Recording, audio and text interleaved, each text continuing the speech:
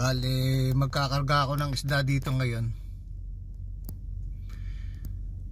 Hinihintay ko lang na tawagin ako. Sabi alas 4. Alas 4 ng hapon. Dahil alas 3 na ng hapon ngayon eh. Sabi alas 4. Hinihintay ko lang na tawagin ako.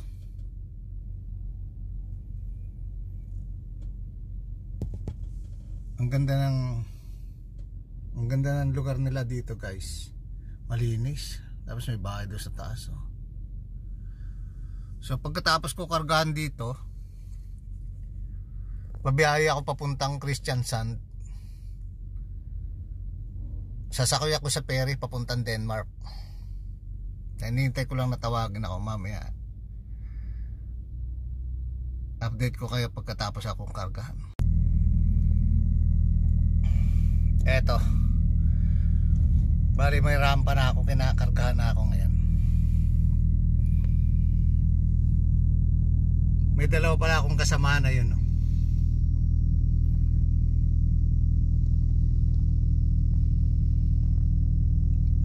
Nauna ako dumating sa kanila, kaya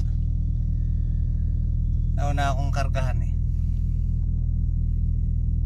Hindi ko lang alam kung saan ferry sila sasakay, sa Stavanger ba o sa Kristiansand. Bilaros yung gawing kanan, Romania naman yung sa gawing kaliwa.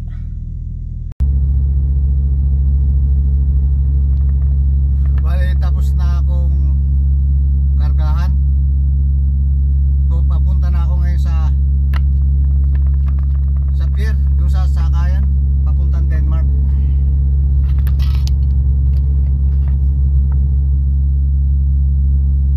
Bali, kulang-kulang 400 kilometers din hanggang doon.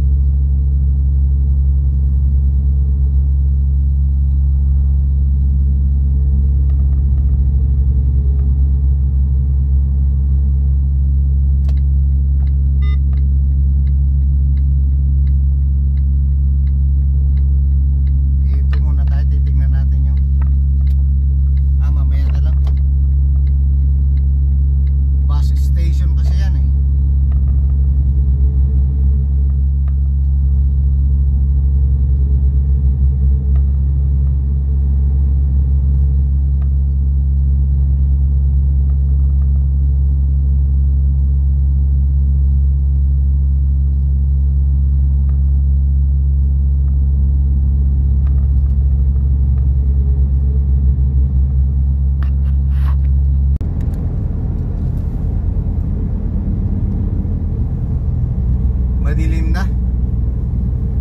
Plus 4:24 pa lang, madilim na kasi winter eh. Nandito tayo sa kabuntukan ng Norway, guys.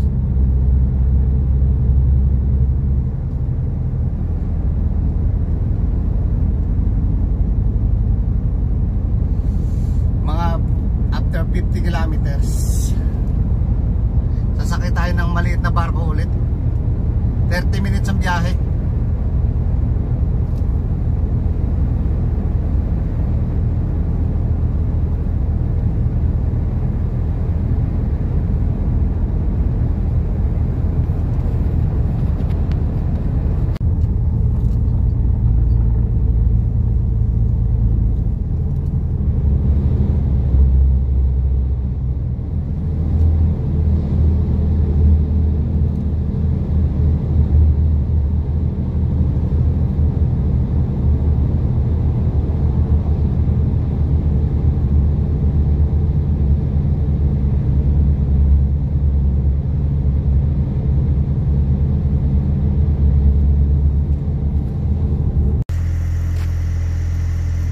Ginabi na tayo.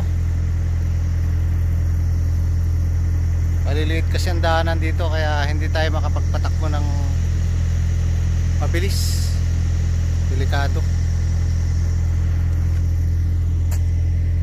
Bukas pa naman ako sasakay ng ng ferry.